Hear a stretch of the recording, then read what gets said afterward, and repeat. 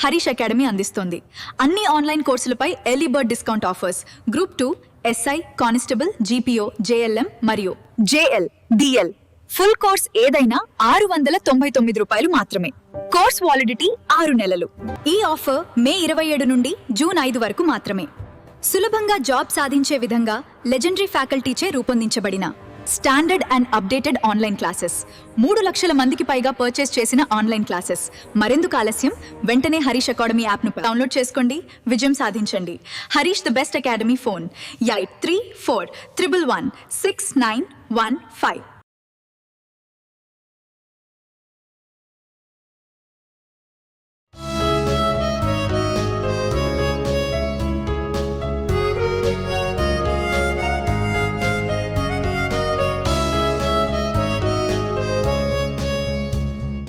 Harish, the best academy.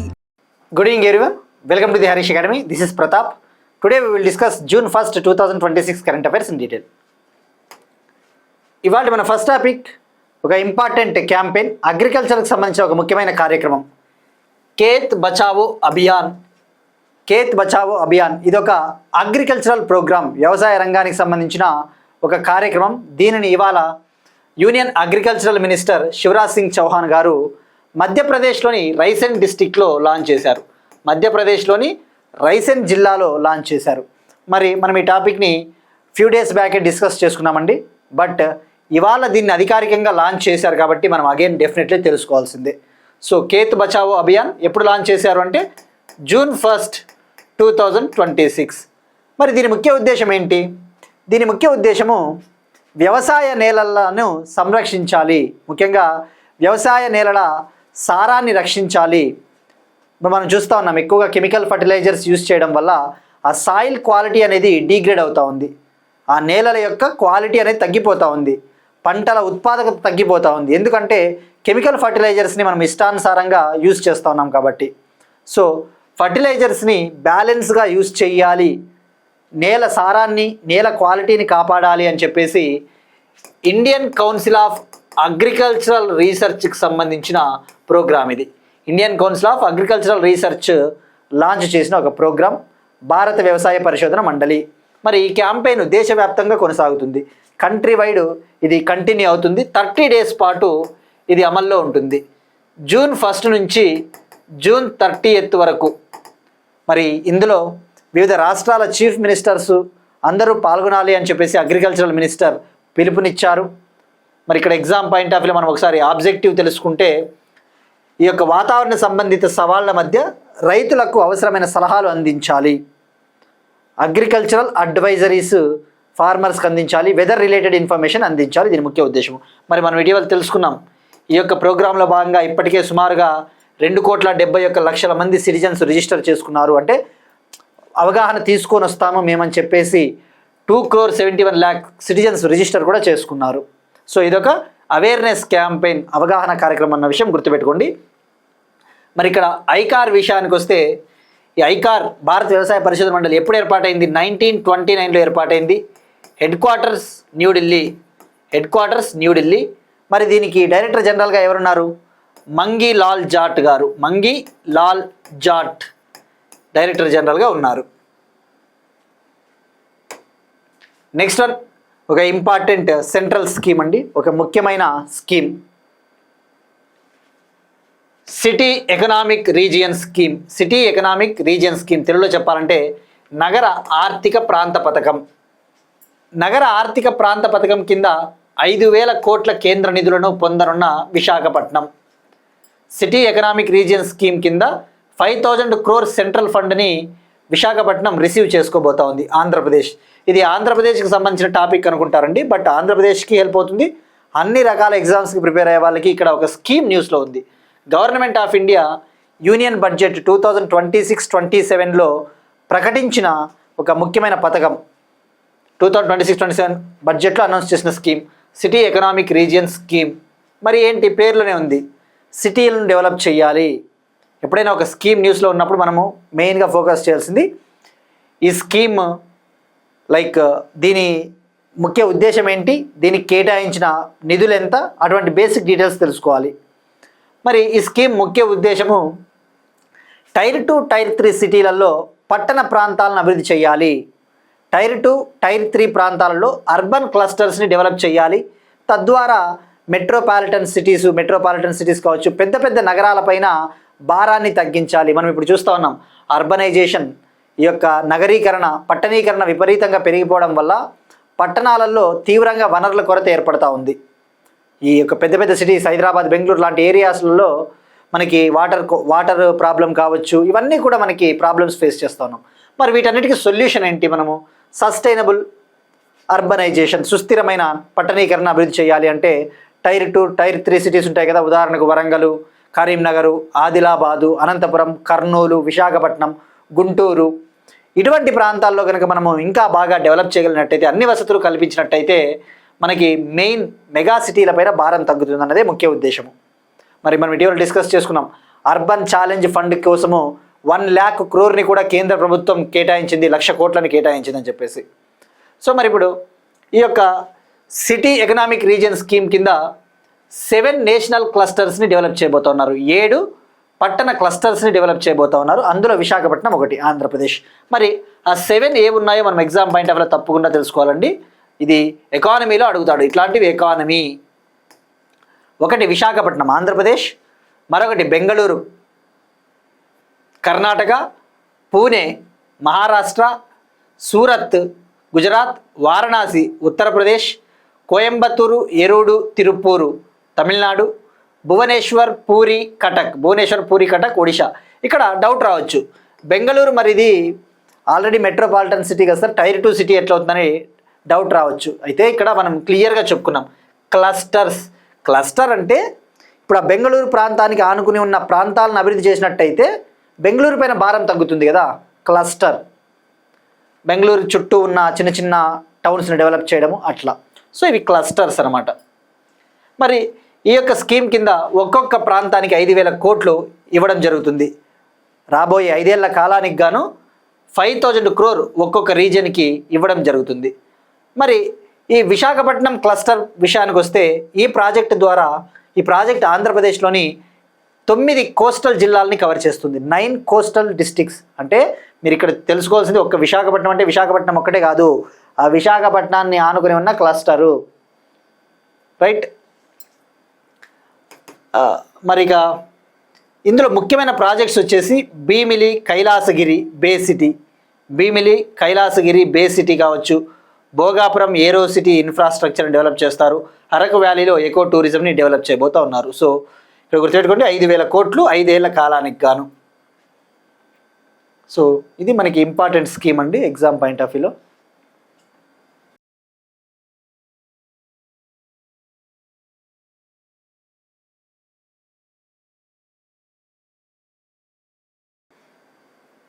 Next one most important topic అండి. భారతదేశపు మొట్టమొదటి మహిళా నిర్వహణ సౌర విద్యుత్ కేంద్రము. ఇక్కడ నిర్వహణ అంటే ఇంగ్లీష్ మీడియం ఆస్పిరెంట్స్కి కొద్దిగా ఇటువంటి తెలుగు పదాలు కొద్దిగా ఇబ్బందిగా ఉంటాయి. నిర్వహణ అంటే మేనేజ్మెంట్. ఎవరైతే ఒకదాన్ని మేనేజ్ చేస్తారో అది నిర్వహణ అంటారు. నా చేత నిర్వహించబడతా ఉంది ఆ కార్యక్రమం, ఆ యొక్క ప్రోగ్రామ్ని నేను మేనేజ్ చేస్తూ ఉన్నాను, కండక్ట్ చేస్తూ ఉన్నాను, అది నిర్వహణ.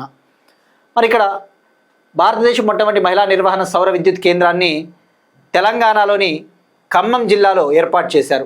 India's first women lead solar electricity ప్లాంట్ని తెలంగాణలోని ఖమ్మం జిల్లాలో లాంచ్ చేశారు. మరి ఇక్కడ మనం ఇటీవల డిస్కస్ చేసుకున్నాం ఇటువంటి టాపిక్స్. తెలంగాణ ప్రభుత్వము ఇందిరా మహిళా శక్తి స్కీమ్ కింద ముఖ్యంగా సెల్ఫ్ హెల్ప్ గ్రూప్ ఉమెన్ని ఎంపవర్ చేస్తూ ఉంది, ఈ యొక్క స్వయం సహాయక సంఘాల మహిళల్ని చైతన్యపరుస్తూ ఉంది అని చెప్పేసి. మరి ఇందులో భాగంగా ఇప్పుడు Telangana deputy chief minister Mallu Bhatti Vikramarka గారు ప్రాతినిధ్యం వహిస్తూ ఉన్న మదిర కాన్స్టిట్యుయెన్సీ, మదిర నియోజకవర్గంలోని ఎర్రుపాలెం మండలం వెంకటాపురంలో ఈ సోలార్ ప్లాంట్ని ఏర్పాటు చేశారు. దీని కెపాసిటీ వచ్చేసి 1 మెగావాట్. గుర్తుపెట్టుకోండి, ఆ మదిర నియోజకవర్గం ఎక్కడ ఉందంటే ఖమ్మం. 1 మెగావాట్ దీని కెపాసిటీ. మరి దీన్ని మహిళలే నిర్వహిస్తారు. అంటే ఏంటి, దాని నుంచి వచ్చే సోలార్ ఎలక్ట్రిసిటీ కావచ్చు, ఇదంతా కూడా మేనేజ్ చేసేది సెల్ఫ్ హెల్ప్ గ్రూప్ మహిళలే. మరి ఆ మహిళలు ఎవరు అంటే ఆ యొక్క సెల్ఫ్ హెల్ప్ గ్రూప్ నేమ్స్ కూడా తెలుసుకోవాలండి. ఎవరు ఏ స్వయం సహాయక సంఘం దీన్ని నిర్వహిస్తుందని చెప్పేసి. చైతన్య మండల మహిళా సమాఖ్య, ఎర్రుపాలెంలోని చైతన్య మండల మహిళా సమాఖ్య అంటే ఇది ఒక సెల్ఫ్ హెల్ప్ గ్రూప్ అండి. ఎర్రుపాలెంలోని చైతన్య మండల మహిళా సమాఖ్య, అలానే మదిరలోని వెలుగు మండల సమాఖ్య ఆధ్వర్యంలో 2.84 crores-తో 2.84 కోట్లతో దీన్ని ఏర్పాటు చేశారు. ఇక్కడ ఇటువంటి పేపర్ క్లిప్పింగ్స్ పెట్టడానికి మెయిన్ ఉద్దేశం ఏంటంటే అండి, మనం ఎగ్జామ్లో స్కోర్ చేయాలి అంటే మన ఆలోచన విధానం ఎలా ఉండాలి. ఇక్కడ మీరంతా చదివితే ఏమన్నాడు, ఇక్కడ 2.84 కోట్లతో దీన్ని ఏర్పాటు చేశారు. ఈ రెండు గ్రూపులు కలిసి 10% వాటా నిధి కింద 28.4 లక్షలు జమ చేశాయి. ప్రభుత్వం ₹1 కోటి సబ్సిడీ ఇచ్చింది. సెర్ప్ నుంచి బ్యాంకు లోను కొద్దిగా తీసుకున్నారు అన్నాడు. ఇదంతా చదివినప్పుడు ఇదంతా మనకి అవసరమా అనిపిస్తుంది ఒక్కోసారి. కానీ ఎలా థింక్ చేయాలి అంటే, వాడు రేపు పొద్దున్న అడుగుతాడు ఎగ్జామ్లో, భారతదేశం మొట్టమొదటి మహిళా నిర్వహణ సౌర విద్యుత్ కేంద్రం ఇట్లా ఖమ్మం జిల్లాలో ఏర్పాటైంది కదా, మరి దీనికి సంబంధించి ఏవి నిజం అని చెప్పేసి 2-3 పాయింట్లు ఇచ్చినప్పుడు ఒక పాయింట్ ఏమని ఇస్తాడు, ఒక స్టేట్మెంటు, ఈ ప్రాజెక్ట్కి అయిన ఖర్చు అంతా కూడా ఈ యొక్క సెల్ఫ్ హెల్ప్ గ్రూప్సే ఖర్చు పెట్టుకున్నాయి, లేదంటే తెలంగాణ ప్రభుత్వమే మొత్తం ఖర్చు పెట్టుకునింది అంటాడు. అప్పుడు మనకి రాంగ్ అవుతుంది. సో గుర్తుపెట్టుకోండి, ఈ ప్రాజెక్ట్ టోటల్ కాస్ట్ 2.84 crore. ఇందులో ఈ self help groups, 2 self help గ్రూప్ల వాటా 10% అంటే 28.4 lakhs. తెలంగాణ గవర్నమెంట్ ₹1 కోటి సబ్సిడీ ఇచ్చింది, ₹1 కోటి రాయితీ ఇచ్చింది. SERP, society for the elimination of rural poverty ద్వారా బ్యాంకు నుంచి లోన్ కూడా కొద్దిగా వచ్చింది. ఆ విషయం తెలుసుకోండి. సో మరి ఈ లోన్ని వీళ్ళు 5 నుంచి 7 years లోపు తీర్చాల్సి ఉంటుంది.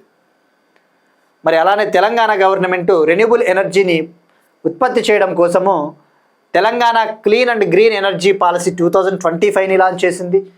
ఈ పాలసీ కింద 2030 కల్లా తెలంగాణ రాష్ట్రంలో 20 GW రెన్యూబుల్ ఎనర్జీని ఉత్పత్తి చేయాలని చెప్పేసి టార్గెట్గా పెట్టుకున్నారు. 2030 కల్లా 20,000 మెగావాట్లు అనగా 20 GW రెన్యూబుల్ ఎనర్జీ ప్రొడ్యూస్ చేయాలని చెప్పేసి టార్గెట్ పెట్టుకున్నారు. అలానే సెల్ఫ్ హెల్ప్ గ్రూప్ మహిళల ద్వారా, సెల్ఫ్ హెల్ప్ గ్రూప్ మహిళలు నిర్వహించే సోలార్ ప్లాంట్ల ద్వారా అదనంగా 1000 మెగావాట్ల సోలార్ ఎనర్జీని ఉత్పత్తి చేయాలి అని చెప్పేసి కూడా టార్గెట్గా పెట్టుకుని తెలంగాణ ప్రభుత్వం. మనం ఇవన్నీ కూడా డీటెయిల్డ్గా డిస్కస్ చేసుకున్నామండి. ఇక అలానే Telangana government clean and green energy policy కింద 31 జిల్లాల్లో 62 సోలార్ ప్లాంట్లని ఏర్పాటు చేయబోతోంది. 31 డిస్ట్రిక్ట్స్లో 62 ప్లాంట్స్ని ఏర్పాటు చేయబోతుంది. అంటే ఒక్కొక్క డిస్ట్రిక్ట్కి 2 ప్లాంట్లు. సో మరి ఈ ప్లాంట్ ద్వారా సంవత్సరానికి 54 లక్షల వరకు ఆదాయం వచ్చే అవకాశం ఉంది.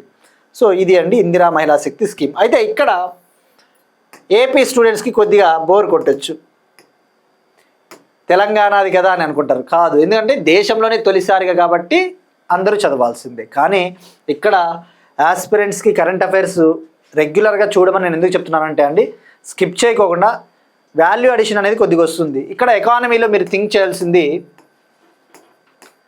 సెల్ఫ్ హెల్ప్ గ్రూప్స్ గురించి అడుగుతాడండి, స్వయం సహాయక సంఘాల గురించి అడుగుతాడు ఎగ్జామ్లో. మరి సెల్ఫ్ హెల్ప్ గ్రూప్స్ ఇండియాలో ఎప్పుడు ఏర్పాటయ్యాయండి, ఎప్పుడు స్టార్ట్ అయ్యాయి? జనరల్గా చెప్పాలంటే లేట్ 1980sలో 1980 ఆ టైంలలో ఇవి స్టార్ట్ అయ్యాయి.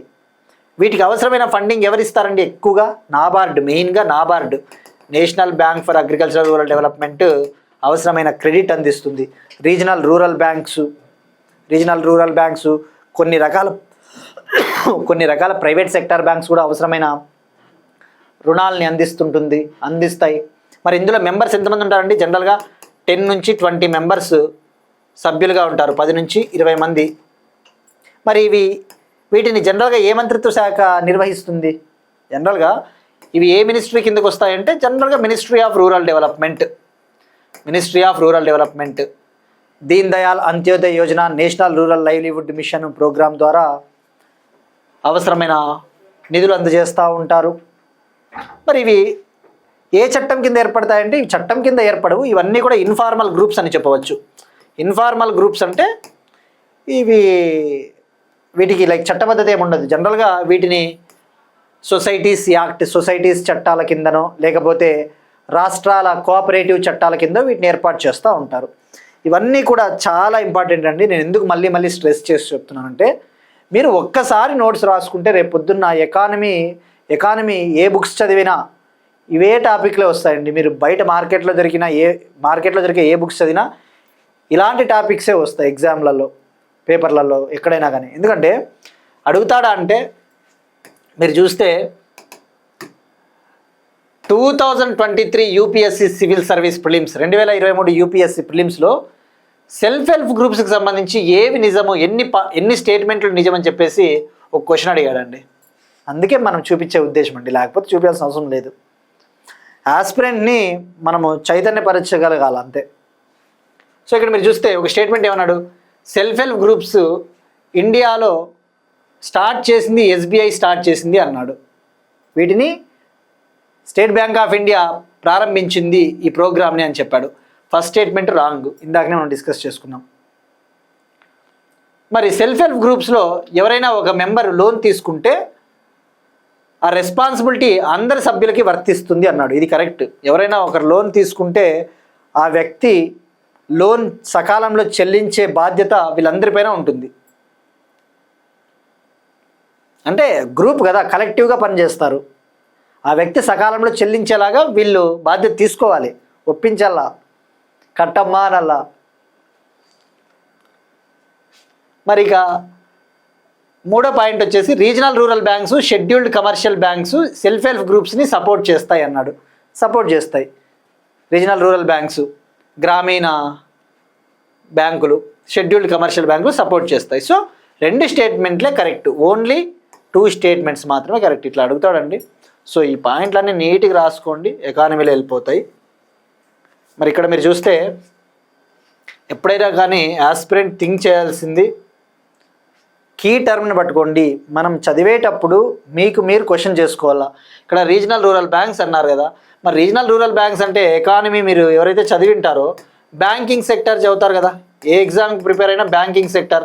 ఆ బ్యాంకింగ్ సెక్టర్లో ఏం చదువుతారు? Developmental financial institutions, DFIs, RRBs, regional rural banks, scheduled commercial banks, small finance banks,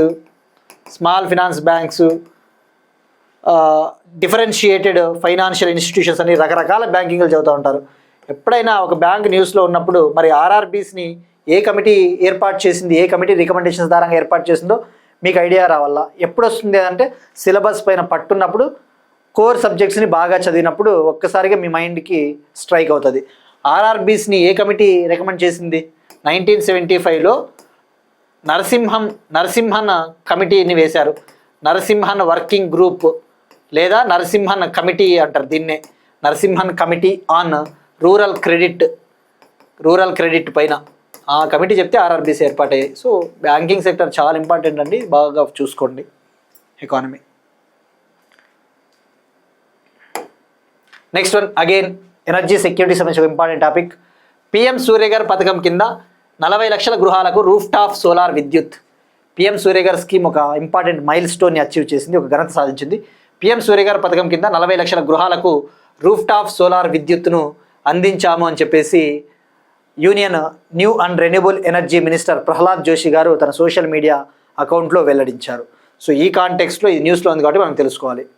first PM Surya Ghar scheme ఏంటో తెలుసుకోవాలి. పిఎం సూర్యగర్ ముఫ్త్ బిజ్లీ యోజన. ఈ స్కీము సోలార్ స్కీము. ఈ స్కీమ్ని 2024లో లాంచ్ చేశారు. దీని ముఖ్య ఉద్దేశం వచ్చేసి ప్రతి ఇంటిపైన ఇండియాలో ఉన్న మ్యాక్సిమం ఇండ్లపైన ఈ యొక్క రూఫ్ టాప్ సోలార్ ప్లాంట్లను ఏర్పాటు చేయాలి. అంటే ఇంటి పైకప్పు పైన సోలార్ ప్లాంట్లను ఏర్పాటు చేస్తే విద్యుత్ అనేది ఉత్పత్తి చేయవచ్చు. అది దాని ముఖ్య ఉద్దేశము. మరి ఇప్పుడు ఈ స్కీమ్ కింద 2026 మే ఎండ్ నాటికి 2026 మే చివరి నాటికి 40 లక్షల ఇండ్లపైన రూఫ్ టాప్ సోలార్ ప్లాంట్లను ఏర్పాటు చేశారు. మరి ఇక్కడ మనం ఫోకస్ చేయాల్సింది అసలు ఈ స్కీమ్ని ఎప్పుడు లాంచ్ చేశారు. ఈ స్కీమ్ని ప్రైమ్ మినిస్టర్ నరేంద్ర మోడీ గారు 2024 13 ఫిబ్రవరిన లాంచ్ చేశారు. దీనికి కేటాయించిన బడ్జెట్ 75,021 crore 75,021 కోట్లు కేటాయించారు. మరి ఈ పథకం ద్వారా ఒక టార్గెట్ పెట్టుకున్నారు. 2027 మార్చ్ 31 నాటికి 2027 మార్చ్ 31 నాటికి కోటి ఇండ్లకు 1 crore హౌస్ హోల్డ్స్కి రూఫ్ టాప్ సోలార్ ప్యానల్స్ని ఫిట్ చేయాలి. కోటి ఇండ్లకు రూఫ్ టాప్ సోలార్ ప్యానల్స్ని అమర్చాలి అన్నదే ముఖ్య ఉద్దేశము. మరి ఇప్పుడు ఈ టార్గెట్లో భాగంగా మనము 40 లక్షల గృహాలకి రూఫ్ టాప్ సోలార్ ప్లాంట్ను ఏర్పాటు చేశాము. మరి ఈ యొక్క పథకం ముఖ్య ఉద్దేశం ఏంటి అంటే, ఈ స్కీమ్ ద్వారా, ఈ యొక్క ప్రోగ్రాం ద్వారా ప్రతి నెలా కూడా కోటి ఇండ్లకు ఉచితంగా 300 యూనిట్ల ఎలక్ట్రిసిటీని అందించాలి. ఈ స్కీమ్ ద్వారా ఎవ్రీ మంత్ 1 crore హౌస్ హోల్డ్స్కి అప్ టు 300 యూనిట్స్ ఫ్రీ ఎలక్ట్రిసిటీని ప్రొవైడ్ చేయాలి అన్నది ముఖ్య ఉద్దేశం. PM Suryaghar Muft Bijli Yojana. So ministry ఏది అంటే ministry of new and renewable energy, right. So మనకి ఇటువంటివి చాలా ఇంపార్టెంట్ అండి. మనకి స్కీమ్స్ ఉంటాయి కదా, నేషనల్ సోలార్ మిషన్ 2010లో లాంచ్ చేశారు. ఇటువంటి స్కీమ్స్, మరి సోలార్ ఇన్స్టాల్డ్ కెపాసిటీలో ఇండియా ప్రపంచంలో 3వ స్థానంలో ఉందని చెప్పేసి లెక్కలైన సార్లు తెలుసుకున్నాం. సోలార్ విద్యుత్ ఉత్పత్తిలో ప్రపంచంలో మనం 3వ స్థానంలో ఉన్నాం. మొదటి స్థానంలో China, second America, third India.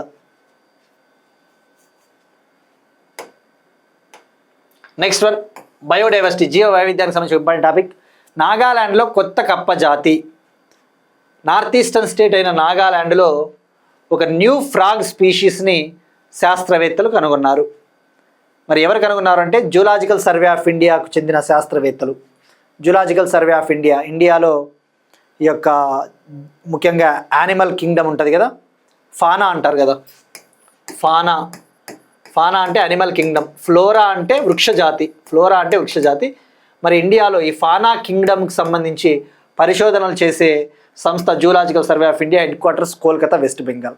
మరి జూలాజికల్ సర్వే ఆఫ్ ఇండియాకి బ్రాంచ్లు ఉంటాయి కదా వివిధ రాష్ట్రాలలో.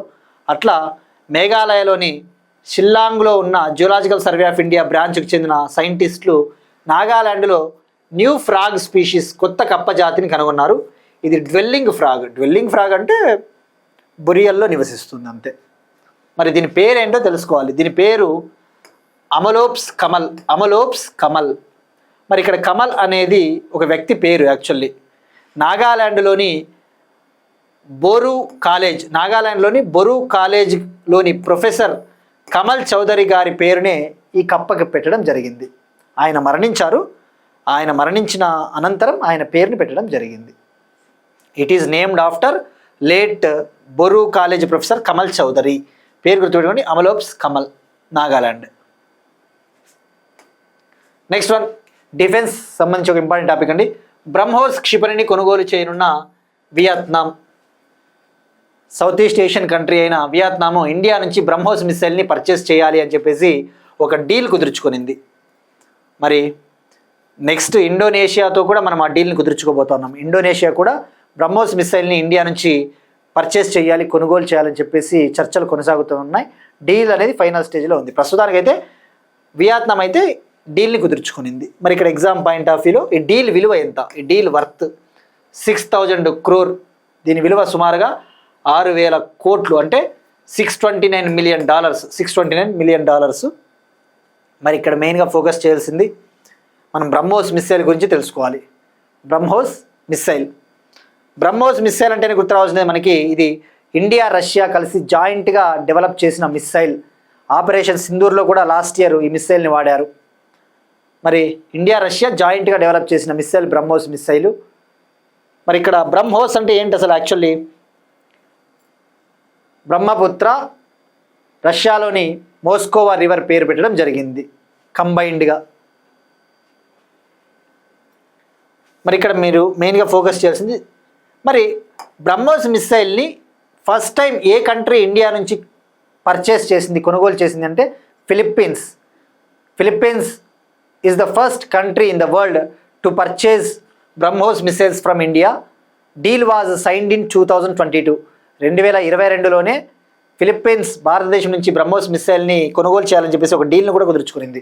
ఆ డీల్లో భాగంగా 2024లో ఫస్ట్ డెలివరీని ఇండియా అందించింది. 2025లో సెకండ్ డెలివరీని అందించింది ఫిలిప్పీన్స్కి.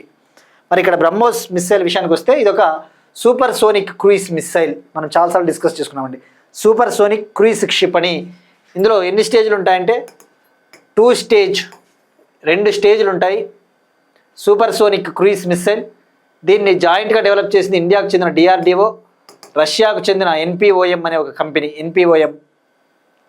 మరి దీని స్పీడ్ వచ్చేసి 2.8 నుంచి 3.0 మ్యాక్. మ్యాక్ అంటే సౌండ్ వేగాన్ని మ్యాక్లలో కొలుస్తారు. స్పీడ్ ఆఫ్ ద సౌండ్ ఎంత? 1 మ్యాక్. ఈ బ్రహ్మోస్ సూపర్ సోనిక్ మిస్సైల్ వేగము 2.8 నుంచి 3 మ్యాక్ వరకు ఉంటుంది. మరి మనకి సబ్ సోనిక్, సూపర్ సోనిక్ అని 3 రకాలు ఉంటాయండి. మనం చాలాసార్లు డిస్కస్ చేసుకున్నాం కదా డిఫెన్స్ సైన్స్ అండ్ టెక్నాలజీలో భాగంగా. సబ్ సోనిక్ మిస్సైల్ అంటే ఒక క్షిపణి సౌండ్ వేగం కంటే తక్కువ వేగంతో దూసుకొని పోతే అది subsonic. Less than 1 mach speed అయితే అది సబ్ సోనిక్. సూపర్ సోనిక్ అయితే గ్రేటర్ దాన్ 1 మ్యాక్ ఉండాలి. గ్రేటర్ దాన్ 1 మ్యాక్, 1 మ్యాక్ కంటే ఎక్కువ వేగంతో దూసుకొని పోవాలి. మరి ఇక్కడ మీరు చూస్తే రేంజ్, ఈ BrahMos super sonic missile range వచ్చేసి 290 కిలోమీటర్స్, అప్రాక్సిమేట్లీ 290 కిలోమీటర్లు. అయితే దీని రేంజ్ని ఇంకా ఎక్స్టెండ్ చేసే పనిలో కూడా ఉన్నారు, డెవలప్ చేస్తూ ఉన్నారు. మరి ఇది 200 నుంచి 300 కేజీల వార్ హెడ్ని మోసుకొని పోగలదు. వార్ హెడ్ అంటే పేలోడు, ఈ యొక్క పేలుడు పదార్థాలు. Nuclear capable. ఇది న్యూక్లియర్ క్యాపబుల్ అంటే ఏంటి? అణ్వాయుధ సామర్థ్యం కలిగినది. దీన్ని ల్యాండ్ నుంచి లాంచ్ చేయవచ్చు, ఎయిర్ నుంచి లాంచ్ చేయవచ్చు, సీ నుంచి లాంచ్ చేయవచ్చు, సబ్సీ సముద్ర గర్భం న్యూక్లియర్ సబ్మెరైన్స్ నుంచి కూడా దీన్ని లాంచ్ చేయవచ్చు. సో మరి ఇక్కడ ఇంకా స్పెషల్ ఫీచర్స్ విషయానికి వస్తే ఇది ఫైర్ అండ్ ఫర్గెట్ సిస్టమ్ ఆధారంగా పనిచేస్తుంది. అంటే ఏంటి ఫైర్ అండ్ ఫర్గెట్ సిస్టమ్ అంటే? ఒక్కసారి దీన్ని లాంచ్ చేసిన తర్వాత దీనికి గైడెన్స్ అవసరం లేదు, గైడెన్స్ మనం ఇవ్వాల్సిన అవసరం లేదు. అదే fire and forget system. Stealth features. Stealth features అంటే శత్రు దేశాల రేడార్ కంటికి కూడా చిక్కవు. ఎందుకంటే క్రూయిజ్ మిసైల్స్ అనేవి తక్కువ ఆల్టిట్యూడ్లో దూసుకొని పోతాయి. అదే బ్యాలిస్టిక్ మిసైల్స్ అయితే హయ్యర్ ఆల్టిట్యూడ్లో దూసుకొని పోతాయి, ఎక్కువ ఎత్తులో పోతాయి, చాలా స్పీడ్గా పోతాయి ballistic missiles. Ballistic missiles range కూడా ఎక్కువగా ఉంటుంది. Inter continental ballistic missile range కూడా చాలా ఎక్కువ బ్యాలిస్టిక్ మిసైల్స్. అదే క్రూయిజ్ మిసైల్స్ అయితే తక్కువ ఆల్టిట్యూడ్లో పోయినప్పుడు ఫారిన్ కంట్రీస్కి సంబంధించిన రాడార్కి కూడా చిక్కదు క్రూయిజ్ మిసైల్. ఇవన్నీ కూడా మనము చాలాసార్లు డిస్కస్ చేసుకున్నామండి. ఎవరైతే కంటిన్యూస్గా కరెంట్ అఫైర్స్ క్లాసులు వింటూ ఉంటారో వాళ్ళకి క్లారిటీ ఉంటుంది. సో ఇది అండి బ్రహ్మోస్ మిసైల్కి సంబంధించి. సో ప్రస్తుతానికైతే ఫిలిప్పైన్స్ ఆల్రెడీ పర్చేస్ చేసింది, ఇండోనేషియాతో డీల్ కుదిరింది, వియత్నాంతో డీల్ కుదిరింది, ఇండోనేషియాతో కూడా డీల్ అనేది ఫైనల్ స్టేజ్లో ఉంది. నెక్స్ట్ వన్, ఒక ఇంపార్టెంట్ సమ్మిట్, ముఖ్యమైన సదస్సు, షాంగ్రీలా dialogue security summit. షాంగ్రీలా dialogue security summit 2026 సింగపూర్లో జరిగిందండి. షాంగ్రీలా డైలాగ్ భద్రతా సదస్సు 2026 సింగపూర్లో జరిగింది. మరి ఏంటిది ఇది అసలు? ఇది ఒక భద్రతా సదస్సు. అంటే మనకి ఇప్పుడు వివిధ దేశాలు భద్రత కోసం సదస్సులు నిర్వహించుకుంటూ ఉంటారు కదా. ఆసియా పసిఫిక్ ప్రాంతంలో లేదంటే ఇండో పసిఫిక్ ప్రాంతంలో మనం ఏ విధంగా భద్రతను పెంపొందించుకోవాలని చెప్పేసి ఈ భద్రతా సదస్సులు నిర్వహిస్తూ ఉంటారు కదా. ఉదాహరణకు క్వాడ్ ఉంది, క్వాడ్ రిలేషనల్ సెక్యూరిటీ డైలాగ్, అలాంటిదే ఇది కూడా. షాంగ్రీలా డైలాగ్ సెక్యూరిటీ సమ్మిట్ సింగపూర్లో జరిగిందండి. మరి ఇది అసలు ఏంటిది? ఇది ఇందాక చెప్పినట్టు ఇది ఒక భద్రతా సదస్సు. ఎవ్రీ ఇయర్ జరుగుతుంది, ఇది ప్రతి సంవత్సరం జరుగుతుంది. ఎక్కడ జరుగుతుందంటే సింగపూర్లోనే జరుగుతుంది. ఎవ్రీ ఇయర్ సింగపూర్లోని షాంగ్రీలా అనే ఒక హోటల్లో నిర్వహిస్తారు, అందుకే దానికి ఆ పేరు వచ్చింది. సో గుర్తుపెట్టుకోండి, ఇది సింగపూర్ నిర్వహించే సదస్సు అని చెప్పవచ్చు. మరి ఇందులో ఎన్ని కంట్రీస్ పాల్గొంటాయంటే సుమారుగా 45 దేశాలు పాల్గొంటాయి, అబౌట్ 45 కంట్రీస్. ఉదాహరణకు America, Australia, UK, Japan, China, India, Singapore, European union countries, France, Germany ఇటువంటివి పాల్గొంటాయి. మరి ఇది ఏంటి అసలు? ఇది దీనికి ఉన్న మరొక పేరు, ఇది ఒక ఆసియా సెక్యూరిటీ సమ్మిట్గా కూడా దీన్ని పిలుస్తారు, ఆసియా భద్రతా సదస్సుగా కూడా దీన్ని పిలుస్తారు. మరి ఇది ఎప్పుడు ప్రారంభమైంది అంటే 2002లో ప్రారంభమైంది. ఫస్ట్ సమ్మిట్ 2002లో సింగపూర్లోని షాంగ్రీలా హోటల్లో జరిగింది. ఈ 2026లో జరిగినది 23వ ఆసియా సెక్యూరిటీ సదస్సు, 23వ ఆసియా సెక్యూరిటీ సమ్మిట్. మరి ఎప్పటి నుంచి ఎప్పటి వరకు జరిగిందంటే మే 29 నుంచి మే 31 వరకు, మే 29 నుంచి మే 31 వరకు జరిగింది 2026. మరి షాంగ్రీలా డైలాగ్ని ఎవరు నిర్వహిస్తారు? మనకు ఐడియా ఉండాలి కదా. దీన్ని ఎవరు ఆర్గనైజ్ చేస్తారు అంటే international institute for strategic studies అనే ఒక సంస్థ. International institute for strategic studies అనే ఒక సంస్థ. ఈ సంస్థ లండన్లో ఉంటుంది, హెడ్ క్వార్టర్స్ యూకే. మరియు సింగపూర్కు చెందిన డిఫెన్స్ మినిస్ట్రీ, సింగపూర్కు చెందిన రక్షణ మంత్రిత్వ శాఖ కలిసి జాయింట్గా నిర్వహిస్తారు. సో మరి ఇండియా తరపున ఎవరు పాల్గొన్నారు అంటే డిఫెన్స్ సెక్రటరీ రాజీవ్ కుమార్ సింగ్ గారు పాల్గొన్నారు. డిఫెన్స్ సెక్రటరీ రాజీవ్ కుమార్ సింగ్ గారు పాల్గొన్నారు. మరి ఇక్కడ మనం ఉదాహరణకు రైసీనా డైలాగ్ని నిర్వహిస్తాం కదా ఎవ్రీ ఇయర్ న్యూఢిల్లీలో. రైసీనా డైలాగ్ అని చెప్పేసి ఒక జియో పాలిటిక్స్, ఒక జియో ఎకనామిక్స్ సదస్సుని. ఆ రైసీనా డైలాగు నిర్వహించేది భారతదేశమే. అది మరి ఆ రైసీనా డైలాగ్ స్ఫూర్తి ఏంటిది అంటే షాంగ్రీలా డైలాగ్. షాంగ్రీలా డైలాగ్ స్ఫూర్తితోనే, దీని ఆధారంగానే రైసీనా డైలాగ్ని ఏర్పాటు చేశారు. ఇది షాంగ్రీలా డైలాగ్ 2026.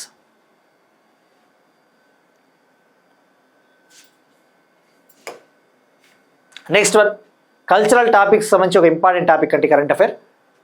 లెబనాన్లోని బ్యూఫోర్ట్ కోటను స్వాధీనం చేసుకున్న ఇజ్రాయెల్. సాంస్కృతిక అంశాల విషయానికి వస్తే లెబనాన్లోని బ్యూఫోర్ట్ కోటను స్వాధీనం చేసుకున్న ఇజ్రాయెల్. మనం చూస్తూ ఉన్నాం కదా, ఇజ్రాయెల్కి ఇరాన్కి, అలానే ఇజ్రాయెల్కి లెబనాన్కి మధ్య వివాదం కొనసాగుతూ ఉంది, కాన్ఫ్లిక్ట్. మరి ఇప్పుడు సౌత్ లెబనాన్లోని బ్యూఫోర్ట్ కోటను స్వాధీనం చేసుకునింది ఇజ్రాయెల్. ఇజ్రాయెల్కి చెందిన మిలిటరీ ట్రూప్స్ ఒక స్ట్రాటజిక్ ఫోర్ట్ అయిన, ఒక వ్యూహాత్మక కోట బ్యూఫోర్ట్ కోటని క్యాప్చర్ చేసుకున్నారు. ఇంగ్లీష్లో చెప్పాలంటే దాన్ని బ్యూఫోర్ట్ క్యాజల్ అంటారు. క్యాజల్ అంటే ఒక కోట లాంటిది. ఇక్కడ చూస్తే ఇలా ఉంటుంది, ఇదంతా కూడా కోట. మరి ఎక్కడ ఉందంటే సౌత్ లెబనాన్. దీనికి ఉన్న మరొక పేరు ఏంటి అంటే దీన్నే ఖలాత్ అల్ షకీఫ్ అంటారు. ఖలాత్ అల్ షకీఫ్ అంటారు. ఇంగ్లీష్లో చెప్పాలంటే castle of the high rock అంటారు. Castle of the high rock. మరి ఇది ఎక్కడ ఉంది అంటే మనకి లిటనీ రివర్ గురించి డిస్కస్ చేసుకున్నాం కదండి. లెబనాన్లో లిటనీ నది, ఆ లిటనీ రివర్కి దగ్గరలో ఉంటుందని చెప్పొచ్చు. మరి ఇక్కడ మీరు ఫోకస్ చేయాల్సింది ఇజ్రాయెల్కి లెబనాన్కి మధ్య జరుగుతూ ఉన్న కాన్ఫ్లిక్ట్. లెబనాన్లో ముఖ్యంగా హెజ్బొల్లా తీవ్రవాదులు ఎక్కువగా ఉన్నారు. ఆ హెజ్బొల్లా టెర్రరిస్టులపైన ఇజ్రాయెల్ పోరాడుతూ ఉంది. లెబనాన్ క్యాపిటల్ బీరట్ అని కూడా మనం చాలాసార్లు తెలుసుకున్నాం, బీరట్. మరి ఇక్కడ మీరు చూస్తే అసలు ఈ యొక్క ఫోర్ట్ని ఎవరు నిర్మించారు అంటే ఈ యొక్క బ్యూఫోర్ట్ కోటని ఎవరు నిర్మించారు అంటే క్రూసేడర్స్ నిర్మించారు. క్రూసేడర్లు దీన్ని బిల్డ్ చేశారు. క్రూసేడర్లు అంటే అక్కడ ఒక కింగ్డమ్, అదొక రాజ్యం. మరి యాక్చువల్లీ ఈ యొక్క బ్యూఫోర్ట్ కోట 2000 వరకు, 2000 సంవత్సరం వరకు ఇజ్రాయెల్ ఆధీనంలోనే ఉన్నింది. ఆ తర్వాత దీన్ని లెబనాన్కి అప్పగించింది, మళ్ళీ ఇప్పుడు ఆక్యుపై చేశారు.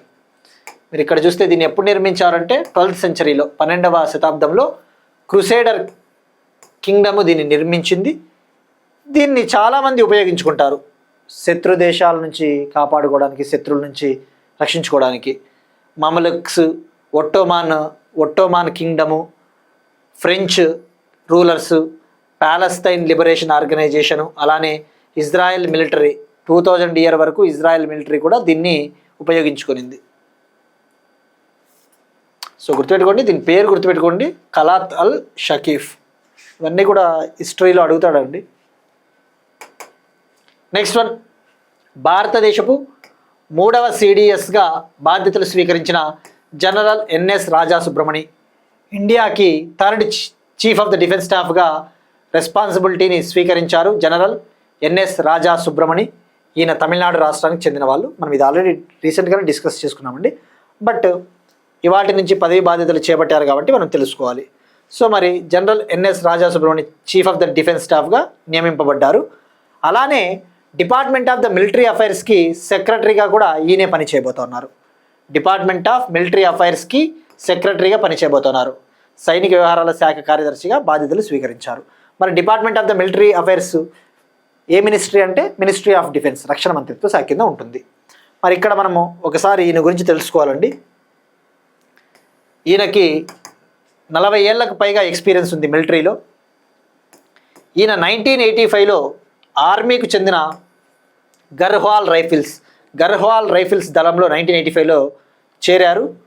ఈయన ఆర్మీ స్టాఫ్కి వైస్ చీఫ్గా కూడా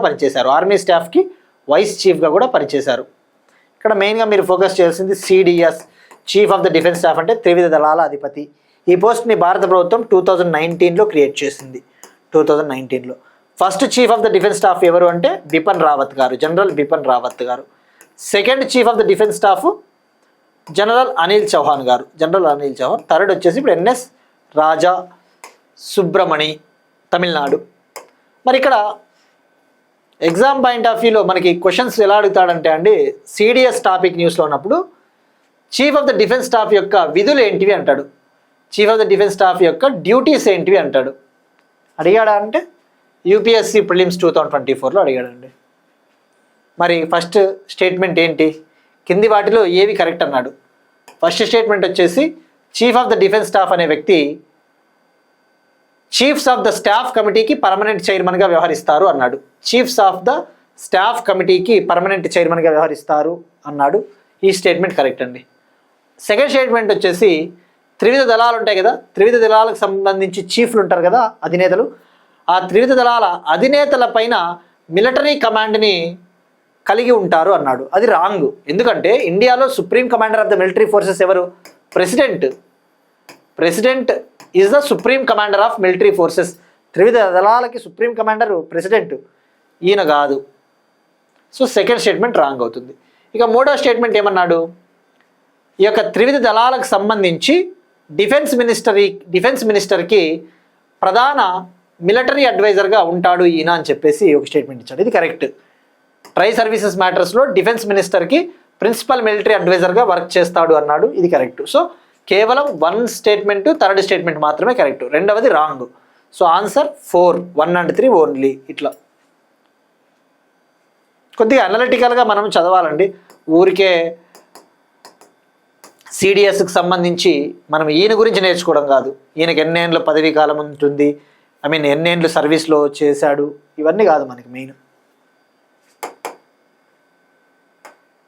నెక్స్ట్ వన్ స్పోర్ట్స్కి సంబంధించి Indian premier league IPL T20 tournament 2026 విజేతగా రాయల్ ఛాలెంజర్స్ బెంగళూరు కర్ణాటక విజేతగా నిలిచింది. మరి వరుసగా రెండవసారి IPL ట్రోఫీని RCB టీం గెలుచుకునింది. ఫైనల్లో గుజరాత్ టైటాన్స్ని ఓడించింది. కప్ని గెలుపొందింది. ఫైనల్ ఎక్కడ జరిగిందంటే అహ్మదాబాద్, గుజరాత్. మరి 2025 IPL ట్రోఫీ విన్నరు RCB, 2026 ఇప్పుడు RCBనే. మరి చరిత్రలో ఈ IPL టోర్నమెంట్ స్టార్ట్ అయినప్పటి నుంచి వరుసగా 2 సార్లు టైటిల్ని గెలుచుకున్న టీమ్స్ ఏవైనా ఉన్నాయా అంటే RCBతో కలిపి 3. ఫస్ట్ చెన్నై సూపర్ కింగ్స్ 2010, 2011లో MS ధోని క్యాప్టెన్సీలో కప్ని వరుసగా గెలుపొందింది. ఆ తర్వాత ముంబై ఇండియన్స్ 2019, 2020లో రోహిత్ శర్మ క్యాప్టెన్సీలో, ఇప్పుడు RCB రాయల్ ఛాలెంజర్స్ బెంగళూరు 2025, 26. మరి RCB కెప్టెన్ ఎవరంటే రజత్ పటిదార్. మరి ఫైనల్లో man of the match, player of the match వచ్చేసి Virat Kohli. Player of the series, ఈ టోర్నమెంట్లో ప్లేయర్ ఆఫ్ ద సిరీస్ అంటే మ్యాన్ ఆఫ్ ద సిరీస్ అంటే టోర్నమెంట్ మొత్తం బాగా రాణించిన వ్యక్తి వైభవ్ సూర్యవంశీ. 15 ఏళ్ళ అబ్బాయి వైభవ్ సూర్యవంశీ, రాజస్థాన్ రాయల్స్. మరి ఇంకా ఇక్కడ ఆరెంజ్ క్యాప్, పర్పుల్ క్యాప్ ఎవరు గెలుచుకున్నారో తెలుసుకోవాలి. దానికంటే ముందు ఈ IPLలో వైభవ్ సూర్యవంశీ ఒక రికార్డు సృష్టించాడు. ఒక IPL సీజన్లో అత్యధిక సిక్సర్లు కొట్టిన బ్యాట్స్మన్గా Rajasthan Royals batsman Vaibhav Suryavanshi record సృష్టించాడు. మరి ఎన్ని సిక్స్లు కొట్టాడు అంటే ఈ 2026 IPL సీజన్లో, ఈ ఒక్క IPL సీజన్లోనే 72 సిక్స్లు బాదాడు. గతంలో క్రిస్ గేల్ ఒక IPL సీజన్లో హైయెస్ట్ సిక్సెస్ కొట్టిన రికార్డు ఉంది. ఇప్పుడు రికార్డుని ఈ అబ్బాయి సాధించాడు. మరి ఓవరాల్గా 776 రన్స్ కొట్టాడు, 776 రన్లు. తద్వారా ఆరెంజ్ క్యాప్ని గెలుపొందాడు. ఆరెంజ్ క్యాప్ అంటే అత్యధిక పరుగులు చేసిన వారికి ఇచ్చే క్యాప్. ఇక పర్పుల్ క్యాప్ విజేతగా సౌత్ ఆఫ్రికాకు చెందిన కగిసో రబాడా నిలిచాడు. ఈ కగిసో రబాడా గుజరాత్ టైటాన్స్కి ఆడాడు. కగిసో రబాడా 17 మ్యాచ్లలో 29 వికెట్లు తీశాడు, 29 వికెట్స్ తీశాడు. So purple cap. మరి వైభవ్ సూర్యవంశీ విషయానికి వస్తే 16 మ్యాచ్ల్లో 776 రన్నులు చేశాడు. అలానే Vaibhav Suryavanshi emerging player of the season award గెలుపొందాడు, మోస్ట్ వాల్యుబుల్ ప్లేయర్ అవార్డుని గెలుపొందాడు, super sixes award, super striker అవార్డుని గెలుపొందాడు. నెక్స్ట్ వన్ ఇంపార్టెంట్ డేస్, వార్తలు ముఖ్యమైన దినోత్సవాలు. వరల్డ్ మిల్క్ డే, అంతర్జాతీయ పాల దినోత్సవం. ఎవ్రీ ఇయర్ వరల్డ్ మిల్క్ డేని జూన్ 1న సెలబ్రేట్ చేసుకుంటారండి. మరి థీమ్ వచ్చేసి ఈ సంవత్సరం celebrating women farmers, celebrating women farmers అనే థీము. మరి ఈ డేని ఎవరు సెలబ్రేట్ చేస్తారు అంటే యునైటెడ్ నేషన్స్కు చెందిన food and agriculture organization, united nations చెందిన ఫుడ్ అండ్ అగ్రికల్చర్ ఆర్గనైజేషన్. మరి ఈ డేని తొలిసారిగా ఎప్పుడు ఏర్పాటు చేశారంటే 2001లో ఫస్ట్ టైం ఈ డేని ఏర్పాటు చేశారు, ఎస్టాబ్లిష్ చేశారు. మరి ఇక్కడ థీమ్ వచ్చేసి సెలబ్రేటింగ్ ఉమెన్ ఫార్మర్స్ కాబట్టి మరి ఉమెన్ ఫార్మర్స్కి సంబంధించి ఐక్యరాజ్య సమితి ఏదైనా ఒక సంవత్సరాన్ని అంతర్జాతీయ సంవత్సరంగా ప్రకటించిందా అంటే 2026 ఇయర్ని international year of women farmers, అంతర్జాతీయ మహిళా రైతు సంవత్సరంగా ప్రకటించింది యునైటెడ్ నేషన్స్. అట్లా లింక్ చేసుకుంటే సరిపోతుందండి. ఇక గ్లోబల్ మిల్క్ ప్రొడక్షన్లో ఇండియా ఫస్ట్ ప్లేస్లో ఉంది, అంతర్జాతీయ పాల ఉత్పత్తిలో ఇండియా ఫస్ట్ ప్లేస్లో ఉంది. PIB September 2025 29th. Next one మరొక ఇంపార్టెంట్ దినోత్సవం, ప్రపంచ పొగాకు వ్యతిరేక దినోత్సవం 2026, world no tobacco day 2026. Every year world no tobacco డేని May 31న సెలబ్రేట్ చేసుకుంటారు అండి, అంటే నిన్న. Every year May 31. మరి థీమ్ ఏంటి? థీమ్ వచ్చేసి unmasking the appeal, countering nicotine and tobacco addiction. Countering nicotine and tobacco addiction అంటే ఏంటి? నికోటిన్ని, టొబాకోని మనము ఎదుర్కోవాలి అనే అర్థం వస్తుంది. మరి ఇక్కడ దీన్ని ఎవరు నిర్వహిస్తారు అంటే వరల్డ్ నో టొబాకో డేని ప్రపంచ ఆరోగ్య సంస్థ, world health organization every year నిర్వహిస్తుంది. ఈ దినోత్సవాన్ని తొలిసారిగా ఎప్పుడు ఏర్పాటు చేశారంటే 1987లో ఏర్పాటు చేశారు. కానీ ఫస్ట్ టైం సెలబ్రేట్ చేసుకునేది మాత్రం 1988 ఏప్రిల్ 7న ఫస్ట్ టైం సెలబ్రేట్ చేసుకున్నారు. ఫస్ట్ టైం 1988 ఏప్రిల్ 7న వరల్డ్ నో స్మోకింగ్ డేగా సెలబ్రేట్ చేసుకున్నారు, వరల్డ్ నో స్మోకింగ్ డేగా. ఆ తర్వాత నుంచి ఇక వరల్డ్ నో టొబాకో డేగా 31 మేని సెలబ్రేట్ చేసుకుంటున్నారు. సో గుర్తుపెట్టుకోండి, ప్రపంచ ఆరోగ్య సంస్థ నిర్వహిస్తుంది.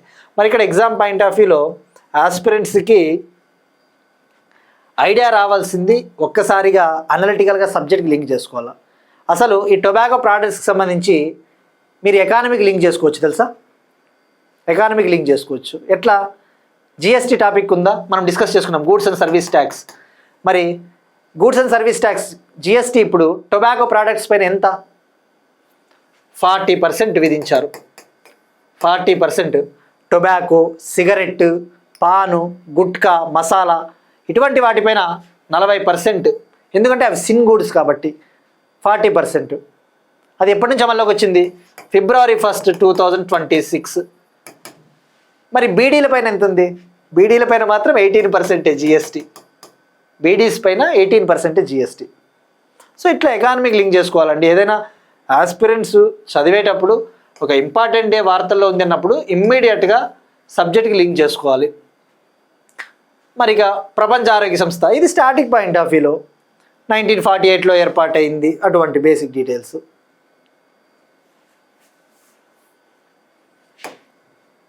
ఇక ఆస్పిరెంట్స్కి ఒక క్లారిటీ ఇవ్వాలనుకున్నానండి. నిన్న మనం ఒక టాపిక్ డిస్కస్ చేసుకున్నాం, Deen Dayal Antyodaya Yojana, national rural livelihood mission. ఈ నేషనల్ రూరల్ లైవ్లీవుడ్ మిషన్ పేరుని దీన్ దయాల్ అంత్యోదయ యోజన NRLMగా పేరు ఎప్పుడు మార్చారు అంటే మనము 2016 అని చెప్పామండి. అయితే ఆస్పిరెంట్స్ 2015 లేదంటే 2016 సార్ అని చెప్పేసి అడిగారు. ఇక్కడ డెఫినెట్లీ మనం ఒకసారి అఫీషియల్ వెబ్సైట్స్ని చెక్ చేసుకోవాలండి. నేను చిన్నగా పొరపడ్డాను, ఎందుకంటే రీనేమ్ చేసింది 2015 నవంబర్లోనే, 2015 నవంబర్లోనే, కానీ నేను 2016 అన్నాను. దానికి కారణం ఏంటంటే ఈ అధికారిక వెబ్సైట్లలో కూడా మనకి కొద్దిగా క్లారిటీ లేదు. ఇక్కడ మీరు చూస్తే పథకాల ప్రారంభ తేదీల వంటి వాస్తవాలను సరిచూసుకోవడానికి పోటీ పరీక్షల అభ్యర్థులు అధికారిక వెబ్సైట్లను తప్పనిసరిగా చూడాలి. ఎందుకంటే ఇక్కడ మీరు PIB చూస్తే ప్రెస్ ఇన్ఫర్మేషన్ బ్యూరో ఇక్కడ క్లియర్గా ఏమన్నాడు, నేషనల్ రూరల్ లైవ్లీవుడ్ మిషన్ని 2010లో లాంచ్ చేశారు అన్నాడు. 2016లో ఈ ప్రోగ్రామ్ని దీన్ దయాల్ అంత్యోదయ యోజన NRLMగా పేరు మార్చారు అన్నాడు. అందుకు నేను 2016 అన్నాను. కానీ గతంలో మాత్రం నవంబర్ 2015 అని చెప్పాను. కానీ ఇట్లా కొద్దిగా క్లారిటీ అనేది మిస్ అయినప్పుడు మనము చూసుకోవాలి జాగ్రత్తగా అఫీషియల్ వెబ్సైట్. ఇది 2010లో లాంచ్ చేశారు అని అంటాడు కానీ అనౌన్స్ చేశారు, అధికారికంగా లాంచ్ చేసింది అయితే 2011. ఎందుకంటే ఇక్కడ మీరు చూస్తే అగైన్ మరొక official website, Deen Dayal Antyodaya Yojana NRLM గురించి. దీన్ని ministry of rural development June 2011లో లాంచ్ చేసింది అన్నాడు. అంటే ఏంటి, దీన్ని బట్టి 2010లో ప్రకటించారు లాంచ్ చేస్తున్నట్టు, 2011 జూన్లో లాంచ్ చేశారు. పేరు మార్చింది మాత్రము నవంబర్ 2015లోనే ప్రోగ్రామ్ పేరు DAY NRLMగా మార్చారు అన్నాడు. ఇక్కడ వాడు జనరలైజ్డ్గా 2016 అనేసాడు. బట్ ఆప్షన్లలో ఎగ్జాక్ట్గా ఇస్తే మాత్రం మనకి నవంబర్ 2015 అని గుర్తుపెట్టుకుంటే సరిపోతుంది. ఏదైనా సారీ ఫర్ దట్ మిస్టేక్, ఎందుకంటే కొన్నిసార్లు ఇలాంటివి జరుగుతూ ఉంటాయి, డేట్స్ కదా, మీకు ఎట్లా గుర్తుండవో నాకు కూడా కొన్నిసార్లు గుర్తుండవు, నంబర్ ఆఫ్ రివిజన్స్ చేస్తేనే గుర్తుంటాయి. సో ఏదైనా సారీ ఫర్ దట్ మిస్టేక్. ఇక క్వశ్చన్ కూడా అడిగాడు, 2023లో మధ్యప్రదేశ్ పోలీస్ కానిస్టేబుల్ ఎగ్జామ్లో Aajeevika national rural livelihood mission పేరుని దీన్ దయాళ్ అంత్యోదయ యోజనగా ఏ సంవత్సరంలో పేరు మార్చాడు అంటే 2015. మీరు ఇక్కడ చూస్తే ఆప్షన్లలో 2015 ఇచ్చాడు, 2016 లాంటిది ఇవ్వలేదు. ఒకవేళ 2015-16 అయితే మనకి కన్ఫ్యూజన్ వచ్చేస్తుంది కొద్దిగా, దూరం ఇచ్చాడు. 2015 ఇచ్చాడు, 17 ఇచ్చాడు, 18 ఇచ్చాడు, 20 ఇచ్చాడు. ఒకవేళ 15-16 ఇచ్చింటే మాత్రము కొద్దిగా అది మనకి డౌట్ రావచ్చు. కొన్నిసార్లు ఎట్లా ఉంటాయంటే 2015 నవంబర్ డిసెంబర్లో పేరు మార్చింటారు కాబట్టి కొన్ని బుక్లలో 2016లోనే పేరు మార్చారు అంటాడు. అందుకే ఆస్పిరెంట్స్ నేను మళ్ళీ చెప్పేది ఒకటే అండి, మీరు ఎకానమీ S&Tకి సంబంధించి మార్కెట్లో దొరికే బుక్స్ చదువుతూ ఉంటారు, ఆ బుక్లలో డేట్లు ఇయర్లు ఇచ్చింటాడు కదా, నమ్మబాకండి. ఎందుకంటే డెఫినెట్లీ బుక్ల్లో కూడా మిస్టేక్లు జరిగే అవకాశాలు ఉంటాయి. ఆ స్కీములు, ఇంపార్టెంట్ స్కీములు మీరు బుక్లలో చదివేటప్పుడు ఒకసారి అఫీషియల్ వెబ్సైట్కి వెళ్ళిపోయి ఎంతసేపు అండి గూగుల్ చేసుకుంటే అయిపోతుంది, అఫీషియల్ వెబ్సైట్లోకి చెక్ చేసుకొని ఆ బుక్లో కరెక్ట్గా ఇచ్చింటే ఓకే, ఒకవేళ కరెక్ట్ ఇవ్వలేదంటే మాత్రం మీరు రెక్టిఫై చేసుకొని చెక్ చేసుకోండి. ఎందుకంటే ఎంత బుక్కులు రాసినా కాపీ పేస్టే కదండి, బుక్కులు ఏం సొంతంగా ఎవరు రాయరు కదా, సొంతంగా చేతులతో రాసి సొంతంగా టైప్ చేసి ఎవరు చేయరు, కాపీ పేస్టే. అఫీషియల్ వెబ్సైట్స్ నుంచో అక్కడ దొరికే మ్యాటర్ ఇక్కడ దొరికే మ్యాటర్ అక్కడే డంప్ చేస్తారు. సో అంత చూసుకోండి అట్లాంటివి.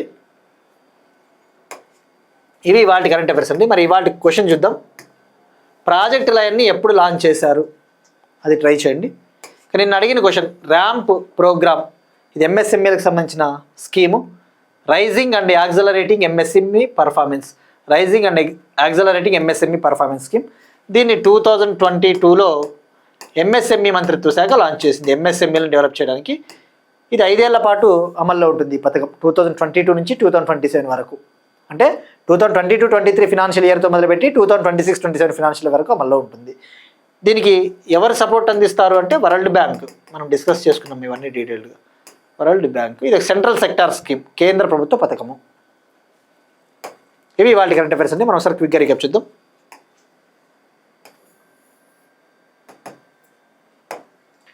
Kth Bachao Abhiyan programme, city economic region scheme, భారతదేశ మొట్టమొదటి మహిళా నిర్వహణ సౌర విద్యుత్ కేంద్రం, PM సూర్యగర్ స్కీమ్, నాగాలాండ్లో కొత్త కప్ప జాతి, బ్రహ్మోస్ క్షిపణి, షాంగ్రిలా డైలాగ్, బ్యూఫోర్ట్ కోట, భారతదేశ 3వ chief of the defence staff, IPL 2026 winner RCB, world milk day June 1, world no tobacco day 31 May. That's it. These are today's current affairs. We'll meet you again tomorrow. And thank you everyone.